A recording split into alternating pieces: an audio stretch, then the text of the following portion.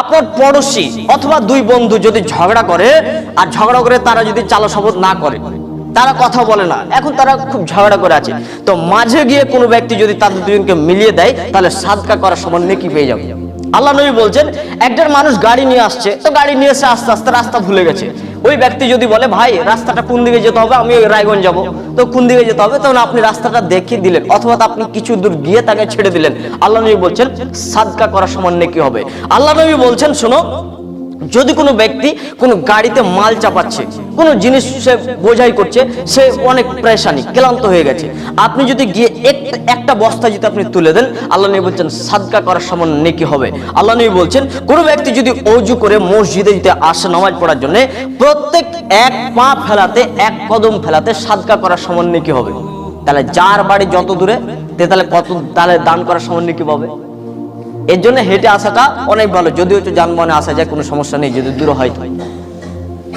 রাসূল সাল্লাল্লাহু আলাইহি সাল্লাম বলেন যে রাস্তা থেকে কষ্টদায়ক জিনিস সরিয়ে দেওয়া, এটি হচ্ছে সাদকা করার সমান নেকি। আল্লাহ নবী বলছেন, ইয়াতিমের গায়ে কেউ যদি হাত বুলায়, তাকে যদি চকলেট দেয়, তাকে যদি কিছু খাবার দেয়, আনা ওয়া কাফিলুল ইয়াতিমি ফিল জান্নাতি কাহাতাইন, আমি এবং ওই ব্যক্তি জান্নাতে এইভাবে থাকবো যেমন দুইটি আঙ্গুল পরাপর রয়েছে। মানে অন্যের প্রতি যত্ন নিতে হবে।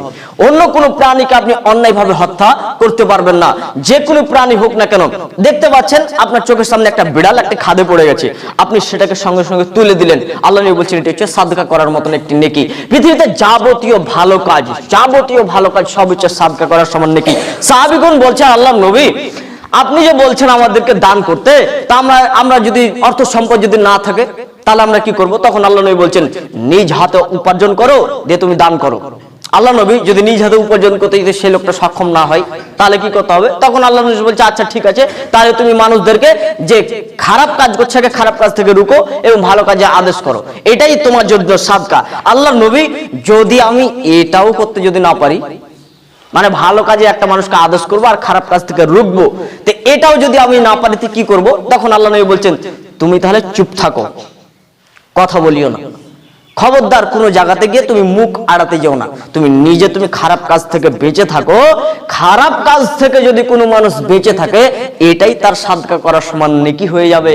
অতএব নিজেকে আপনাকে আগে পবিত্র হতে হবে, আর অন্যের সৃষ্টির আপনাকে সেবা করতে হবে। রাসূল সাল্লাল্লাহু আলাইহি সাল্লাম বলছেন, তোমরা যাবতীয় জিনিসে তোমরা সেবা করবে। সেবা বলতে একটা পশুর আপনি সেবা করতে পারেন, একটা মানুষের আপনি সেবা করতে পারবেন।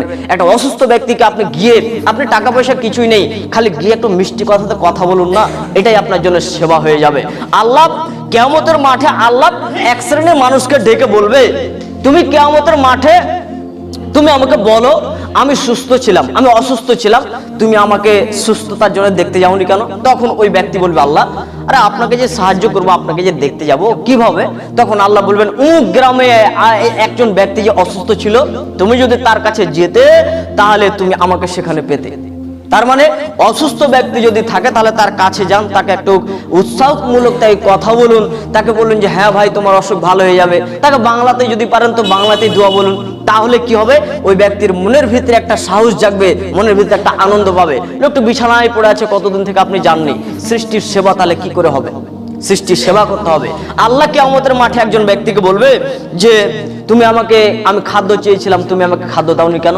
তখন ওই ব্যক্তি বলবে, আল্লাহ আপনাকে যে খাদ্য দেবো কিভাবে, সেটা তো বুঝে আসছে না। তখন আল্লাহ বলবেন, ওই যে অমুক ব্যক্তি তোমার কাছে খাদ্য চেয়েছিল, তুমি যে দাওনি, তুমি যদি তাকে খাদ্য দিতে, তাহলে তুমি আমাকেই খাদ্য দিতে।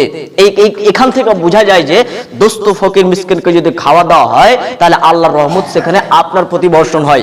আল্লাহ বলবেন যে তুমি আমাকে পান করাওনি কেন? তখন ওই ব্যক্তি বলবে, আল্লাহ আপনাকে যে পান করাবো, তা আপনাকে কিভাবে পাবো সেই সময়তে? তখন আল্লাহ বলবেন, অমুক একজন ব্যক্তি সে তোমার কাছে পান করতে চেয়েছিল, কিছু পানি চেয়েছিল, কিছু খেতে চেয়েছিল, তুমি তাকে দাওনি কেন? যদি তুমি তাকে দিতে, তাহলে তুমি আমাকে সেখানেই তুমি পেতে। বোঝা যাচ্ছে যে সারা পৃথিবীতে মানুষ যারা অসুস্থ রয়েছে, যারা ক্ষুধার্ত অবস্থায় রয়েছে, তাদেরকে যদি আপনি খাবার দেন, তাদের প্রতি যদি আপনি স্নেহ নেন, তাহলে আল্লাহর রহমত আপনার প্রতি স্বয়ং আসবে। এই কথা মুহাম্মদ সাল্লাল্লাহু আলাইহি সাল্লাম বলছেন। অতএব নিজেকে আপনাকে একটু সজাগ হতে হবে। শুধুমাত্র নামাজ দিয়ে, শুধুমাত্র ইবাদত দিয়ে আল্লাহকে রাজি করা যায় না। আপনার চাল চরিত্র ব্যবহারও আপনাকে আল্লাহকে খুশি করতে হবে। দেখা যাচ্ছে আপনি বাসে যাচ্ছেন, আপনি কোনো কোথাও যাচ্ছেন বাসে, আপনি যুবক ছেলে আছেন, একজন বৃদ্ধ ব্যক্তি যদি উঠে যায় তাহলে চেয়ারটা ছেড়ে দিয়ে বাসের সিটটা অন্তত ওই বৃদ্ধ লোকটাকে দেন। এটাই হচ্ছে তার প্রতি অনুগ্রহ করা। কেন? ওই ব্যক্তি দাঁড়িয়ে কিন্তু যেতে পারবে না, আপনি কিন্তু যেতে পারবেন, ওই ব্যক্তি যেতে পারবে না। এটাই হচ্ছে সৃষ্টির সেবা করা। সে হিন্দু হোক, খ্রিস্টান হোক, ইয়াহুদি হোক, মুশরিক হোক, যেই হোক না কেন, যদি আপনার পড়োশী হোক, কোনো একজন হিন্দু ধরেন করে সে অসুস্থ হয়ে পড়ে গেছে, তাহলে তার পাশে গিয়ে দাঁড়ান। একজন ব্যক্তি সে বিয়ে দিতে পারছে না তার মেয়ের বা তার ছেলের, সে অনেক টাকার প্রয়োজন, আপনি তার পাশে গিয়ে দাঁড়ান। এটাই হচ্ছে সৃষ্টির প্রতি যত্ন নেওয়া।